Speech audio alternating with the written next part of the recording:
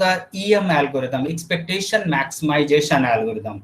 This algorithm is used in a lot of literature of the data science. This algorithm or its variants, K means, K-medoid are the simple algorithm, and this expectation maximization algorithm is based on the probabilistic measure, and this is used a lot of, if you will go through the my papers, different papers which are talking about the clustering in different applications like the image signal or audio or any text type of the clustering, etc. You will find that expectation maximization or its variants are being used a lot. So what we do in the expectation maximization algorithm, this is another clustering method. In the expectation maximization algorithm, we model the data as a mixture of Gaussian. Let me to tell you, I will explain with the help of the mixture of Gaussian. But if you will go through the research paper, especially at the research level, then you will find that it is not necessary that every time you use the mixture of Gaussian, but if you are aware about the nature of the distribution of data which you have, then you can use the other distributions as well, with a little bit difference in the expectation maximization algorithm, right? But originally it was proposed for the mixture of the Gaussian, and it is studied for the mixture of Gaussian, but you can use the other you can say distribution models if you have the certain information about them with little bit variation, right?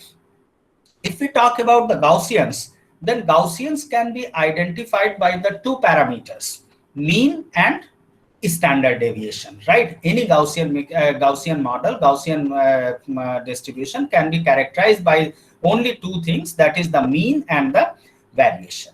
So expectation maximization algorithm estimates the parameter, means mean and the covariance matrix of each Gaussian, and each Gaussian is defined as the cluster, right? If we you can think that if we have given data, then what we do, we try to fit the Gaussian models. We try to fit the, you can say, combination of mixture of the Gaussian model with entire data. This is the entire data, right? This is the complete data. We try to fit the mixture of the Gaussian model with this particular data, okay? And the data which have the most probability to belonging to the one Gaussian model belong to that particular cluster. Every Gaussian is defining a particular cluster. So the difference between the K-means or K-medoid algorithm with the expectation maximization algorithm, here membership of the cluster is the typically partial, means here you have the certain certain probabilistic assignment. Let us try to understand this basic with a fast pace, and then a core of the expectation maximization algorithm. Any Gaussian can be defined something like this, and there are the two parameters. One is the mean and second one is the standard deviation. Okay, so any Gaussian can be defined by these two parameters. Fitting a Gaussian to data does not guarantee that resulting Gaussian will be an accurate distribution, right? The data may have the distribution that is very different from the Gaussian. If you are fitting any data, any data with help of the mixture of the Gaussian, then it is not guaranteed that you are fitting up fitting them accurately, right? Accurately fitting is always not a possible one. So if we try to find out a mixture of the Gaussian, then mixture of the Gaussian can be computed something like this. If you have the different say K Gaussians which are being defined by this particular function, right? This particular function is nothing but this one, right? In the one dimensional, the nature of the function is something like this. So if you are talking about this particular function, K different Gaussian distribution having the different mean and different variances, then weighted sum of all Gaussian is making the Gaussian mixture model, right? Weighted sum of all Gaussians are making the Gaussian mixture model, where the Wi is the weights, and the value of the weight should be between the 0 to 1, and all Wi must sum up to 1, so that so that the sum you can say, so that you can normalize the things. So the third parameter which is being involved in the mixture of the Gaussian model is the weight. Two parameters are already there, mu and the sigma, right? Mu I and sigma I. Third parameter is the Wi. Wi is the weight of a particular Gaussian. You can see over here, there are the two Gaussians, N1 and N2. These Gaussians are being shown by the blue and the green curve, right? This have the means 4 and the sigma 2. Here you can see blue Gaussian, and this one have the mean 7 and the sigma 1. This one is the green Gaussian. If we simply add them by the factor of the 0.9 first Gaussian blue and give the weight of the 0.1 to the second Gaussian, then the resultant Gaussian is being represented by the red. If we simply change the parameter 0.7 and 0.3, then the resultant Gaussian is something like this. If we change the parameter more, 0.5, 0.5, the resultant Gaussian is like this. So basically, by changing this W1 and W2 weight, you can generate the different shapes of the Gaussian, and entire data is fitted on those on that mixture model of the Gaussian. This is for the 0.1 and 0.9. So what we do in the case of the expectation maximization algorithm and how to perform the clustering. Suppose the training data x1, x2, xn has been given to you, right? You have the training data. And the question is, how can we fit the mixture of Gaussian to this particular data? We can learn a very popular machine learning algorithm called the expectation maximization algorithm. And here the EM expands for the expectation maximization algorithm. Again, the step 0 is the same as in the case of the k-means or the k-medoid algorithm, that you have to pick the k manually, right? You have to pick the k manually, or you can pick the k as per you can say heuristic or some previous information, right? Means you have to decide that how many Gaussian the mixture should have, right? This you should decide in the early stage, means how many Gaussians you have to take, what should be their nature, right? Only we are going to predict the mean, standard deviation, and their weights present in the data, right? So if the k is known to us, means how many parameters we need to estimate to fully mixture, means how many Gaussians are being initialized. And for every Gaussian there are the 3 parameters, as I have mentioned: weight, mu I, and the sigma I. So in total you need to estimate the 3 into k numbers. You only need to estimate the 3 into k numbers, where the k is the number of the clusters or number of the Gaussians, you can say. ठीक है, कितने clusters में आप बनाना चाहते हैं, how many clusters you want to make, or how many Gaussians you want to represent. So there are the 3 parameters for every Gaussian, and this means that you need to estimate the total 3 into k parameters. And suppose that we knew that xj is a data which belong to one and only one of the k Gaussian, right? If you know that xj belong to the one of the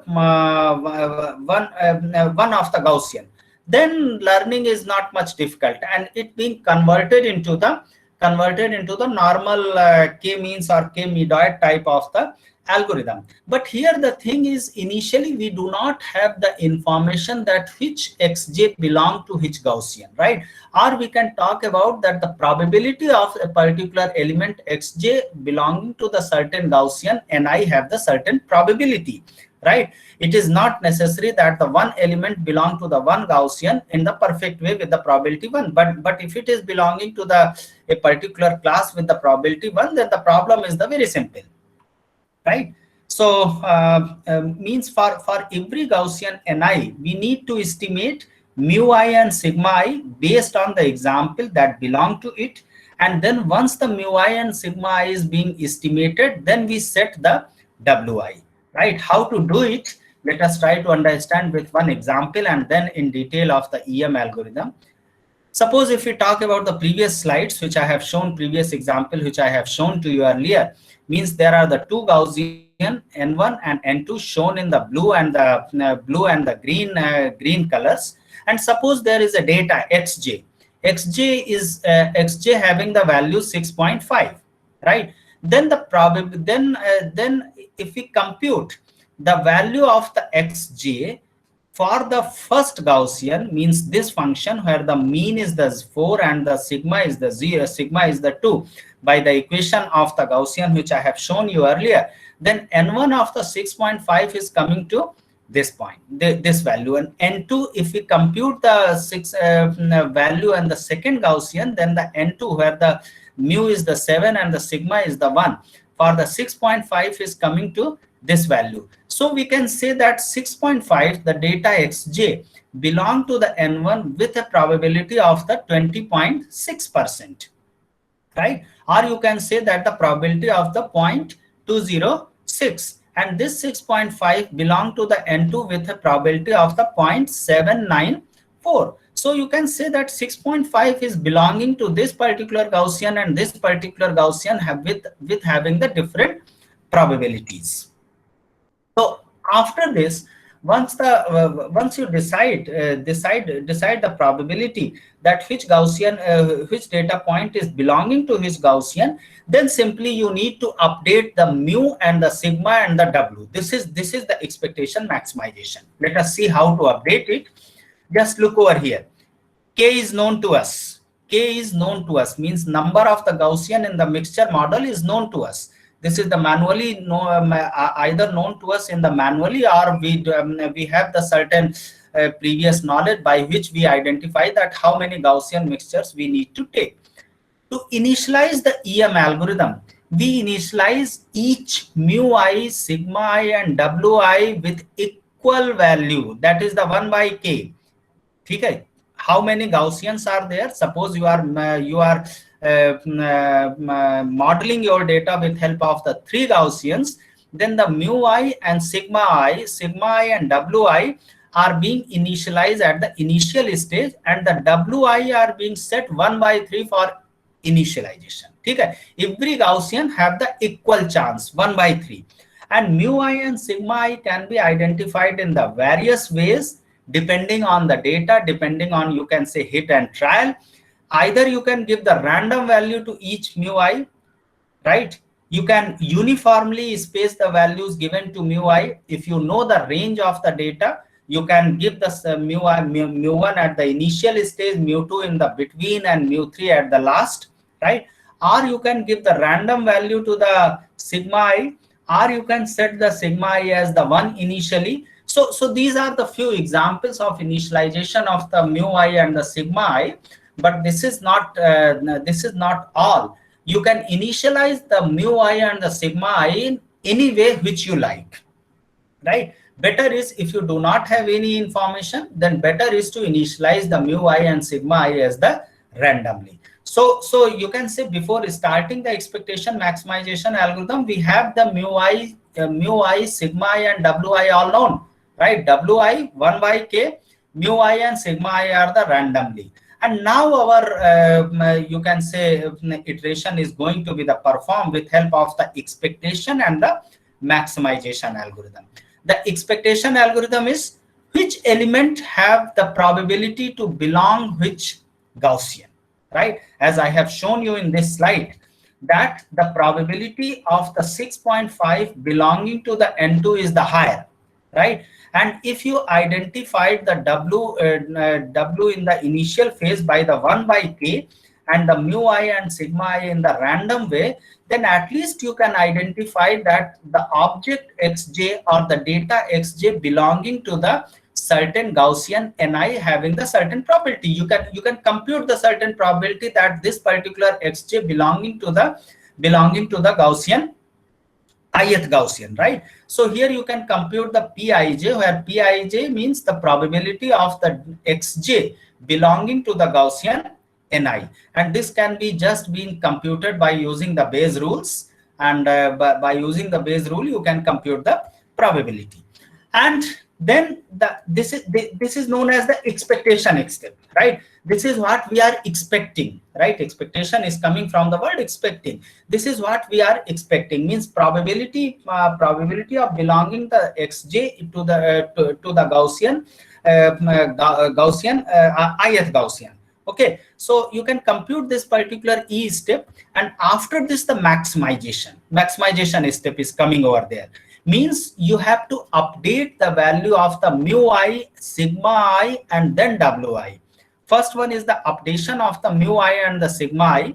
Mu I can be updated by summation of all pixi pixj divided by the summation of the pij. How to do it? This have the another mathematics, and this have the well proof, right? I am not going in the detail because of the shortage of the time, right? But mu I and the sigma I can be estimated, can be computed by using these particular two formulas, right? Here you can compute the mu I and you can compute the sigma I. So basic thing is here, every time you are updating the probability, in every step you are updating the probability, and by changing, by computing the probability, the value of the mu I and value of the sigma I is getting changed, right? If you have started the mu I and sigma I initially with the random value, then now the mu I and sigma I become little bit ordered, because you have computed the probability of the xj belonging to the class I, probability of the xj belonging to the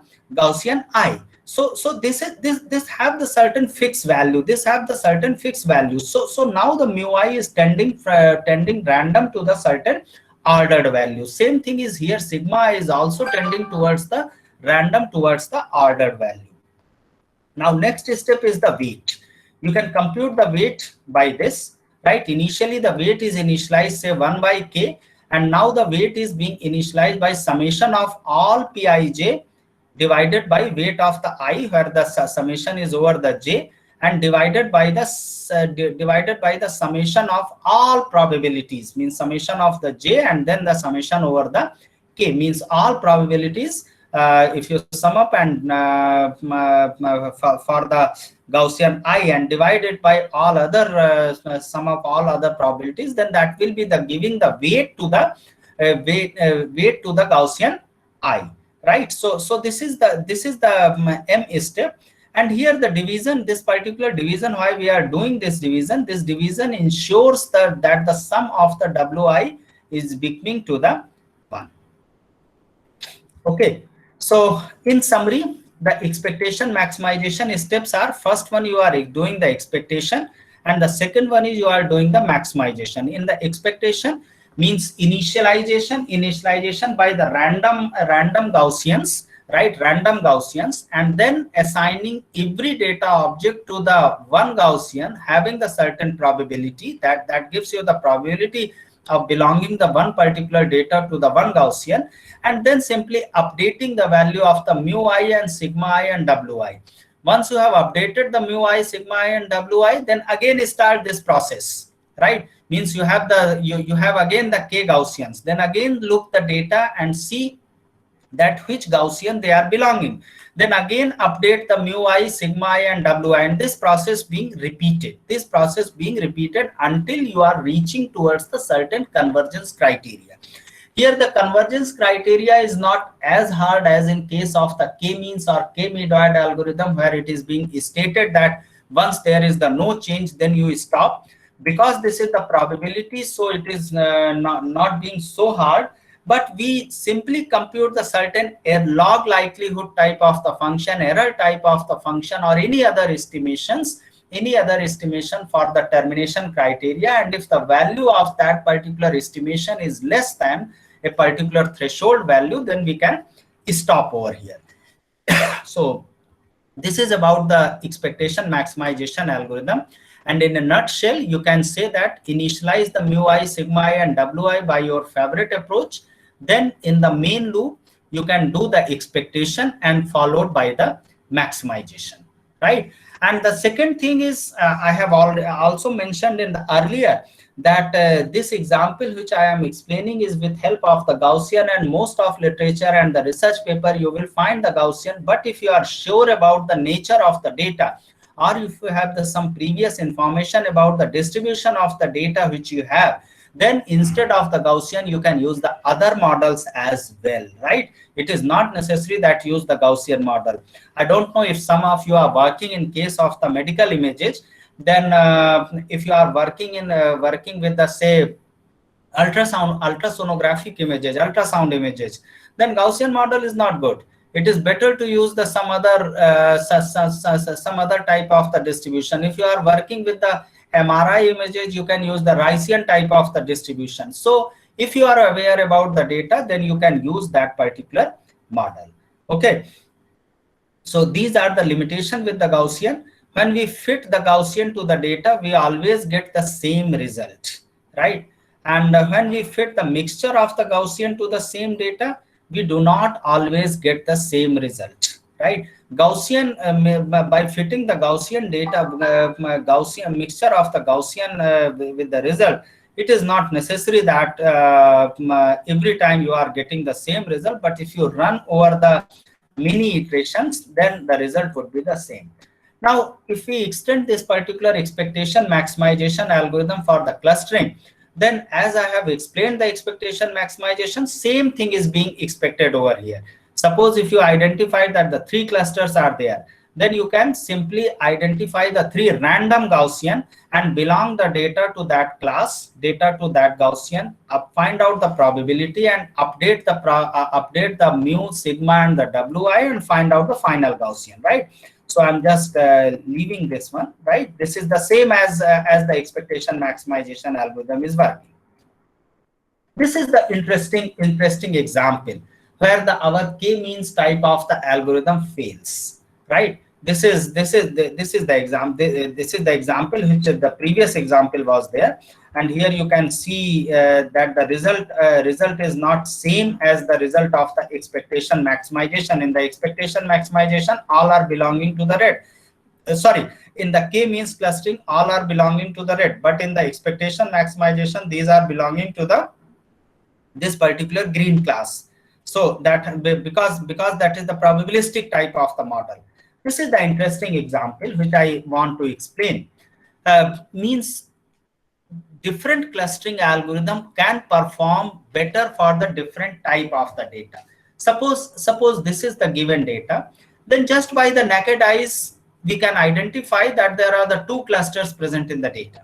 Okay? One cluster is this one and second cluster is this one.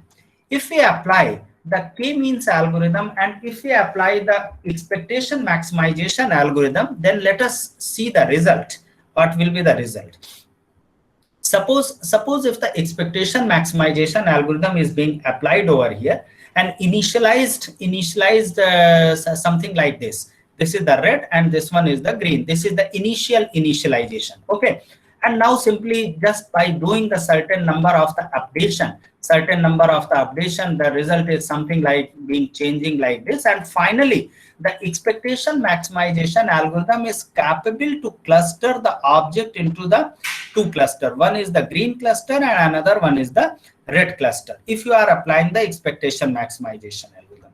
But if you are doing the k-means clustering algorithm, then since the mean is being computed and the distance of the data from the mean of the cluster need to be the minimized. So k-means clustering algorithm cluster the data in this form. Means these objects, this object and these 2 objects belong to the green cluster, and these all objects belong to the red cluster, which is not much genuine, right? So here the expectation maximization algorithm perform better than the k-means algorithm. Another important difference between the k-means clustering and expectation maximization algorithm is k-means make the hard assignment, where the expectation maximization makes the soft assignment. So it may be possible by changing the iteration or by incorporating the new data in your learning procedure, the assignment get changed. Next one is the agglomerative clustering. Agglomerative clustering concept is the very simple one, in fact. And here the user have the choice that how many clusters or how many clusters he have to choose. Means you have to not not start with the known number of the clusters, but you can start with any number of the clusters, right? And you have to decide in the clustering step. In the clustering step, you have to decide that up to what stage you have to stop. How to do in the agglomerative clustering? There are the different levels of the clustering. At the top level, every object is own cluster. For example, A, B, C, D, E, F, G. There are the 6 object, right? Sorry, 7 object. Then means there are the 7 clusters. How many data points? Every data point have its own cluster. And then what we do? We simply compute the distance between the each data point. And here we find that the distance between the F and G is the minimum one, right? Here you can find that the distance between the F and G is the minimum one. You can say that the features or the similarity between the F and G is the are more similar. So you can put the F and G in the one group. You can put the F and G in the one group. Next, you can find the distance between or the similarity between the A and B is the high, and B and C is the high. Okay, so you can put them in the another group, like the A and D is the one group. Next time, B and C is the another group, right? So now you have converted up to the 4 cluster. If you want to stop at 3 cluster, at 5 cluster, you can stop over here. If you want to stop at 7 cluster, you can stop over here. If you want to stop at 4 cluster, you can stop over here. Okay. And now simply the mean point is here. The mean point of this cluster is here. Mean point of this cluster is here. And the mean point of this cluster is the E. Again, compute the distance. You can find out the mean between the A and D and B and C distance are the minimum than the any other distance. So they can be grouped in the one cluster. Now this is being converted into the 3 clusters. Then you can find the mean of this with this distance, this with this distance, this with this distance, and which distance is the minimum. You can group together. For example, this one is being grouped into the one cluster, A, B, C, D, E. Right? If you want to stop at 2 cluster, you can stop over here.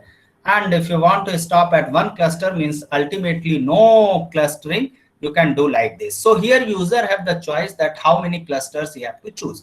In this particular agglomerative clustering, all the clustering techniques either based on the statistics, means probability, or the based on the simple features can be extended here as it is, as they are used here. Means k-means clustering, k-medoid clustering, or the expectation maximization, these all being used in the case of the agglomerative clustering. Okay, this is also called as the hierarchical clustering sometimes. Means just if you talk about its reverse one, or means divisive approach. Suppose you start with the one cluster, right? Start with the one cluster and then dividing up into the dividing up them, then that is known as the divisive clustering. So there are the 2 approaches, top down and the bottom up approaches, as in any approach of the engineering approach, right? Here we have. So in a nutshell, we can say that the goal of the clustering is to split a set of the object into the group of the similar object, and there is no single criteria for measuring the quality of the cluster result. There are the many criteria for measuring the quality of the clustering result, right? And we have talked about the k-means, k-medoid, EM, and agglomerative clustering. Now the question is how to choose a clustering algorithm. Most of people want to ask this type of question, that how to choose the clustering algorithm. Choosing a best algorithm is a challenge, right? Choosing a best algorithm is a challenge. Every algorithm has its own limitation and works well with the certain data distribution, right? Every algorithm works well with a certain kind of the data. It is very hard and if not impossible to know what distribution the application data follows, right? So you have to choose the clustering algorithm by your own. Clustering is highly application dependent and to a certain extent subjective, means your preference, which clustering algorithm you want to use. And my suggestion is try to use the different clustering algorithms, right, for your data. with certain known information. You must have basic idea about those clustering algorithms which you are using. You cannot use the clustering algorithm blindly, right? And you must have the basic idea about your data which you have. And depending on the nature of the data, you can use the various possible clustering algorithms, and depending on select the clustering which gives you the better result, right? So this is about the unsupervised learning. Now I would like to talk about reinforcement learning. Reinforcement learning is, you can say, one of the main techniques of the learning are again the supervised and the unsupervised learning. But if you add up one more features in existing learning in some or other way, or develop some new algorithms of learning where the reinforcement parameter is being embedded, then that is known as the reinforcement learning. The reinforcement learning is based on the concept that the learner, the agent, is rewarded or penalized with a point for a correct or wrong answer, right? Here the agent is allowed to learn, right? In form of the unsupervised learning or in form of the supervised learning. And if agent have learned correctly, right, then we give the reward to the agent. And if the agent is not learned correctly, we can penalize or we can punish the agent in form of the in some of the other part. So you can say that the task of the reinforcement learning is to learn how to behave successfully to achieve a goal while interacting with the external environment, right? Reinforcement learning is also sometimes called as it learned via its own experiences, right? It learns by the experiences. For example, if we do the we play the game, then the player always know that whether it win or the lose, right? Player always know with help of the moves that it is going to win or lose, but does not know that how to move at each step. If the steps are the fixed, then there is the no game, right? If the game is between the two-player game, then the steps are the random. But once the opponent player is doing the one step, then the first player must have an idea that the player is moving towards the win or moving towards the loss, or moving towards the draw of the game, right? So this is the something reinforcement example of the learning where we know that how to achieve the goal, right? Where we know that how to behave successfully to achieve the goal, but we do not know exactly how to move, right? Exact procedure is not known to us, but we know that how to behave or how to work to achieve a goal.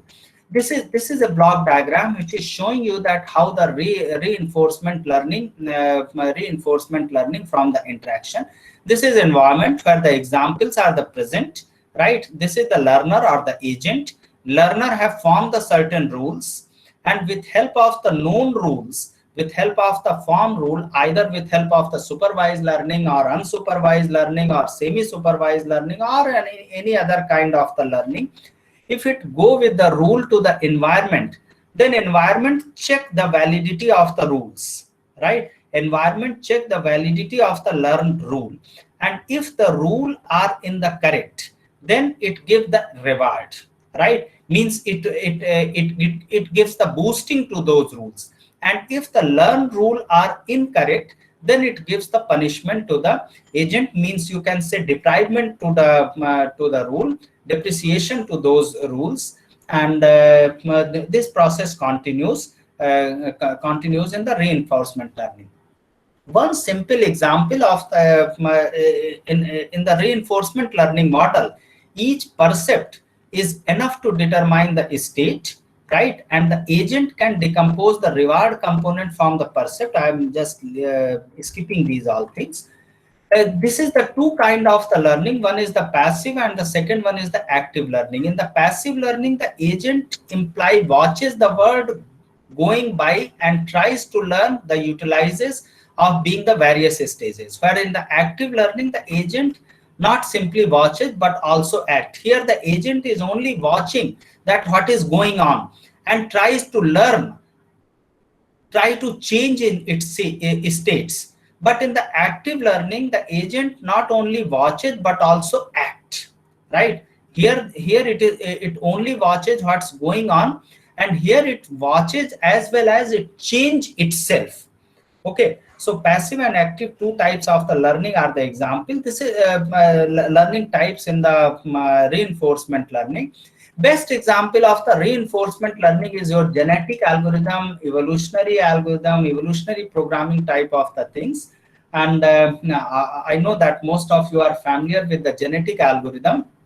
In the genetic algorithm, what we do, we start with the random populations. We start with the random population, and the population undergoes with the three operators: selection, crossover, and the mutations. And that random population is random population can also be called as the random solution, right? Suppose if you have to solve any optimization problem, or if you have to learn the certain situation, then you can start randomly and look over. Those random populations can be initialized by the genes. That could be in the form of the binary string, or that could be the form of the sequence of the real numbers, that could be the form of the sequence of the certain alphabets, etc. So what we do in the latter stage, we simply see the fitness of those random numbers, those binary strings, or those sequence, those strings, or those real numbers with external environment. If they are fitting, if they are performing better, means we compute the fitness function, right? If the fitness function is giving you the higher value, if you are maximizing the fitness function, then we simply allow that particular individual to create its copy. That is known as the reproduction, right? Suppose we started with the 100 random solutions. And suppose we computed the fitness of all those random solutions with the environment. And suppose 20 or 30 random solutions are performing better. Then based on the different selection strategies, you can use the different selection operator, like the Rowlett wheel selection, normal weighted selection, etc. So based on the selection strategy, you allow them to make their more copies. And during the process of making the more copies, the random solutions which are not performing better are being thrown out from the population, right? If you have the 100 solutions, then if you compute the fitness, then of course the some solution must have the lower fitness value and some solution have the higher fitness value. So the solutions which have the higher fitness value are allowed to make the more copies, and the solutions having the lower fitness values are being thrown out from the population. And this is known as the selection. And this also undergo with the crossover and the mutation type of the operator, where the idea is just you can say natural idea. If the certain solution is the good solution, then this means there is the some sequence is present over there, or some property is present over there which is making the solution good, right? So why we do not copy the properties of the two good properties to make a new solution, or why we do not change the solution little bit to explore the things, right? So there are the two operators which are known as the crossover and the mutation. They correspond to the they correspond to the exploitation and the exploration, right? Crossover is the exploitation, where we are exploiting the good properties of the two or more solutions into the one solution, and mutation, we simply random change the solution and see and explore in the other places, right? So this is genetic algorithm is one kind of the one type of the reinforcement type of the learning.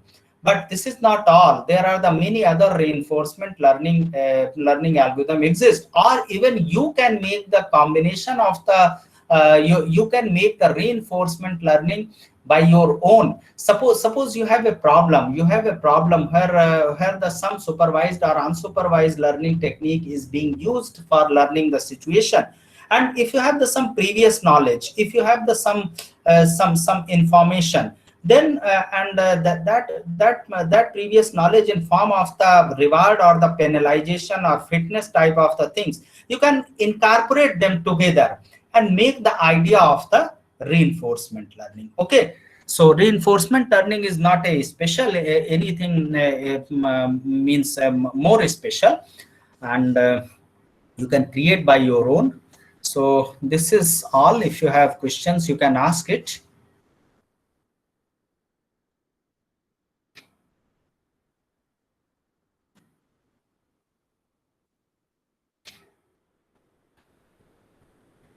If you have questions, please. Participants are requested to post their questions on chat box.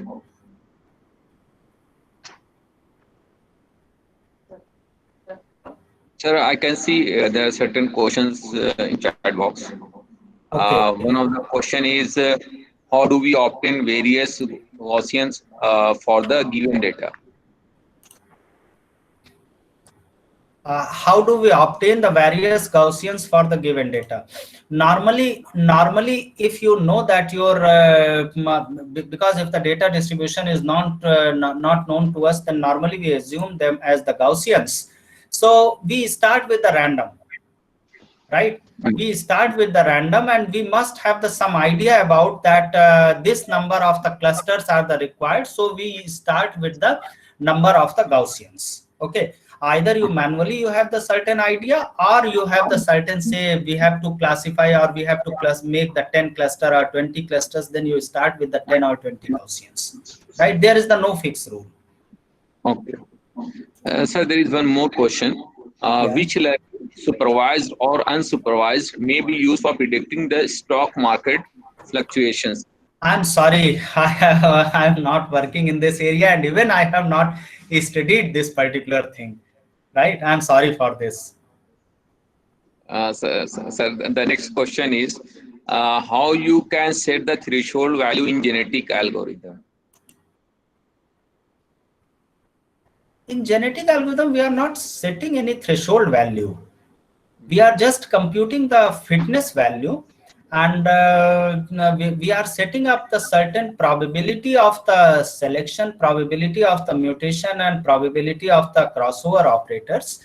And suppose if we are saying that the 60.6 probability of the crossover, then this means the 60% of the 60% of the population undergo with the crossover operator, right? We are not setting up any threshold. I think we are only computing the fitness, and the better fitness value solution are being passed to the next generation. And the genetic algorithm converges at two stages. One thing is the number of the generations, means you have decided that you have to run run how many generations. And the second thing is, suppose you are continuously looking for the best solution, and best solution have performed the good result up to the certain extent, then you can stop the algorithm. Sir, another question is, this is Dr. Nadeem, by the way, sir. Yeah. The next question is, how dendrograms help us to find the optimal cluster? In hierarchical clustering, we make dendrograms. So how they help us in coming up to the what should be the optimal number of clusters? It depends on your choice, or it depends on it depends on your previous knowledge. I have mentioned this fact many times yesterday as well as the today, right? And because I'm just delivering it on the unsupervised learning case, so kitne clusters lene means how many clusters you have to choose, how many things means clusters you have to choose.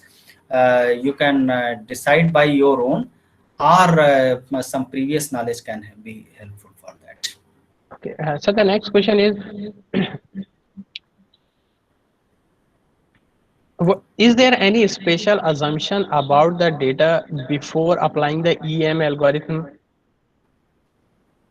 expectation maximization algorithm? Any assumption on the data?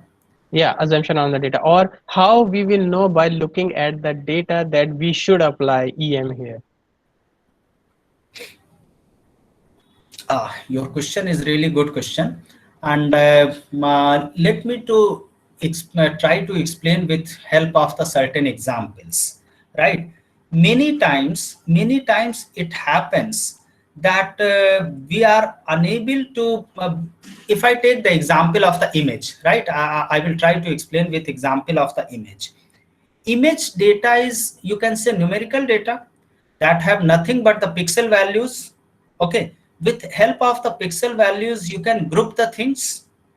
You can apply the, say, k-means clustering or k-medoid algorithm. Both are working on the numeric data. But in the image, the one particular portion of the body, one particular portion, if you talk about the face recognition, then if I'm talking about this area of my forehead, then this could be belonging to the forehead and this could be the belonging to the eyebrow area, right? So the particular area, particular thing have the probability to belonging to or more classes, right? You are not sure about that which class a particular thing is belonging. So if your data have this type of the nature, then the expectation maximization algorithm or the probabilistic, not only EM algorithm, but any clustering algorithm, any classification algorithm which require the certain probabilistic type of the things will suit, right? Okay. Sir, the next question is when we can use genetic algorithm and when we cannot. If you have when you can use the genetic algorithm and when you cannot. Normally if your problem is not being solvable with help of the certain rules, right? Normally if you are not capable to find the certain hard coded rule or certain you can say function type of things, certain specification type of the things, then you can use the genetic algorithm, right? If you are computing if you have the certain rules, then it is not advisable to use the genetic algorithm. Suppose if you are if I try to explain the with simple examples, suppose if you have to compute the compound interest, right? No need to compute, no need to do the genetic algorithm because you have the rules. Okay, and the second example is, suppose you are doing the traveling salesperson problem. If you are solving the TSP problem for the, say, 5 or 6 cities, no need to use the genetic algorithm. But if you are solving the TSP problem for 100 cities, right, where it takes a lot of time and the solution exists, but that takes a lot of time, then you can use the genetic algorithm or any kind of nature inspired algorithm. Not only genetic algorithm, but you can use the same thing is true for the neural networks also, that if you have known features, if you have known fixed set of the rules which are being computable, then it is not being advisable to use those techniques. And if the things are not being computable, if no fixed rules are present over there, then you are advisable to use towards the nature inspired computation or the, say, neural network, deep learning, etc., right? Okay. Next question is, sir, But one more unsupervised. thing, Yeah. computable rules plus the problem is solvable within time, right? Yeah. Yes, sir. Unsupervised learning can be done by clustering only. Is it right? It is not right. I have mentioned this fact earlier. You have to you have the many other unsupervised learning, like the one of the most popular one is the clustering, but association rule mining type of techniques. If you are have some idea about the data mining, then there we are doing the association rules mining. Although the association rule mining, basic association rule mining require the certain kind of the clustering, right? But they have the some more techniques, some other techniques than the clustering as well.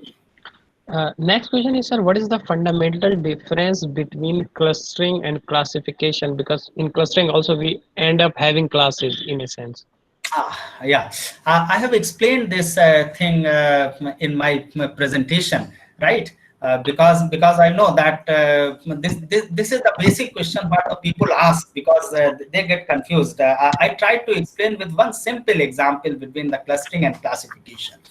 Uh, Classification is used when the classes are known.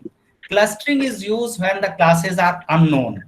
ठीक है, मैंने example explain किया था. I have explained with one example. Suppose the some person is entering in the room, and the rooms in my book are placed here and there. They are not in the organized form, right? And person is educated. Person is the well aware about the subject. Then person will group the books in the different classes. Means book keep the book of the say physics at one place, computer science at another place, mathematics at one place. That is known as classification. Okay, if the person is the illiterate, if the person is not aware about the subject, then what the person will do? Person will group the book according to the shape and size or whatever idea he has, right? Or color or whatever idea he have. That is known as the clustering. Okay, so clustering is the grouping if the classes are unknown. Okay, and classification is the grouping when the classes are known. Uh, Sir, one participant is there. He wants to, understand whether he got it right. So I'm just reading out what he has written. What to take away for me is that the mind of a young child, free from any kind of conditioning, is better for unsupervised learning. Is it correct? Yeah, I'm reading. This is really very philosophical question. What to take away for me is that the mind of a young child, free from any kind of conditioning, is better for unsupervised learning. I am unable to go on this debate, right?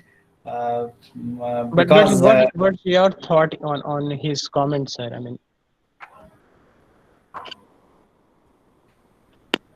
if you want to comment, sir, obviously. It's okay, sir. actually, if I see the child in our home, right? Uh, our children's in our home from beginning, then I found that they start with the unsupervised learning. They start with the unsupervised learning, and slowly they move towards the supervised learning. Because you know that the children's whom you are not telling them that what to eat and what to not eat, they see any item and put in their mouth. If the items are of the similar type of the shape and the size, etc. So they think that everything is for the eating or everything is for doing this thing. So initially that is the unsupervised learning, but slowly they move towards the supervised learning. This is my comment, but I am not find myself suitable for making the comment on this, because this is highly philosophical question. This question is something like this, that what do you think about the artificial intelligence and you can say job market, right? If you start in going in the debate of the AI and the job market, then both type of the answers can be floated a lot, right? That it will increase the job market, and someone will say it will decrease the job market. So it is very difficult to make the comment on such philosophical questions. And I mean, it is my personal. I mean, from my side, this question is from my side. I have Yeah, studied yeah. somewhere, sir, and I want to get it. No, being right or wrong, that one of the purpose of clustering is to generate data for classification. Is it? Yes, you are right. You are absolutely right. Suppose this is you can say some kind of the semi-supervised type of the learning, right? Because you know that if you have the big data problem, if you have voluminous of the data, then normally we try to make the some initial clusters, right? And within the cluster, we try to do the certain classification. Means some knowledge is known to us, some information is, some data labels are also present to us, and something is not present to us, right? Then we can go for that case, right? And that is used a lot in the image processing, in image analysis, right? That is used a lot in the image analysis. Okay, sir. Any more questions from the participant side? Sir, One I more have question. If most of the data is unlabeled, then applying clustering can give us as good result as we could have got with the classifier model. What confuses me is that real thing is in features and not label. Uh, is the question is the real thing is the features and not the label? Is it? Rachna Gosain, can you unmute her? Yes, sir. That is exactly what my question is. Mhm. Yeah. Uh, Suppose means most of the data is unlabeled. In that Mhm. case, if we apply clustering, Mhm. right? And then suppose there is another scenario where the data, same data is labeled, and we apply a classifier, a classification on it. Then the results of the two would be close to each other, or is More it or that? less same. Yeah, more or less same. Okay. Mhm. Then, Yes, sir. then Because what is your most of the question? time the problem is that we are not able to get labeled data. Yeah. Therefore, most of time you have the problem that you do not have the label data. The Therefore, labeled you are one. doing the clustering, right? Yes. But if you have the label data, then Yes. go for the classification. And this is and this was the point which was raised in the previous question, that the clustering is used as you can say one of the step for the classification, because if you have the some data, some label data as well as the unlabeled data, then it is better, because as you mentioned that most of time you have the unlabeled data, right? Unlabeled Yes. data, do the clustering, and after Yes. doing the clustering, if you have identified that these 10 or 20 clusters has been obtained, right, within the Yes, sir. clusters you can apply for the classification, because once you find out the clusters, then doing the classification is little bit easier. Yes. But sir, right, just now, like you said, that the results that we will obtain from applying clustering over the unlabeled data and then applying classification over the labeled set of data, the results will be more or less similar. Then what is the need of going towards classification when we have already obtained the results using clustering? Results are not always similar. If the data size is the small, then normally the data have the differences and the results are being a little bit similar, right? But if the data size is the large, then the clustering and the classification may produce the different data, different results. Yes. Okay. Right, clustering and So, classification, and in the classification problem you are doing with the known classes, no, things are known to you, right? In the clustering, if you are assuming that things are if you are applying for the same problem, then in during the clustering you are assuming that things are being unknown, right? So results, I'm not saying that results are exactly same, but I'm saying that results are very close to each other if the features are being selected in the perfect way. yeah, ठीक it's है? yes, sir. Okay. Thank you. So, any other questions from participant side? So, I think this is it, sir. So, thank you for very informative session once again. Dr. Ashish Khare, sir, you are, I mean, I must say you are really knowledgeable, really intelligent, and at the same time humble as well. So there is a lot of things to learn from you, because as I told in the previous session as well, when you do not know anything, you just say, and that is a rare quality from which all of us can learn. And in these two sessions only, we got some glimpse of the depth of knowledge that you have. Hopefully we will also get some of that, and we'll be able to learn something. from the knowledge that you have shared with us. So thank you once again, sir, for being part of the FDP on data sciences organized by Department of Computer Science. We are surely looking for future collaborations as well with you in future undertaking. Thank you once again. Thank you, Dr. Radim, and thank you, organizers, for inviting me, especially Dr. Khan and Dr. Sajid, Nadeem, and everyone, Dr. Faisal Anwar.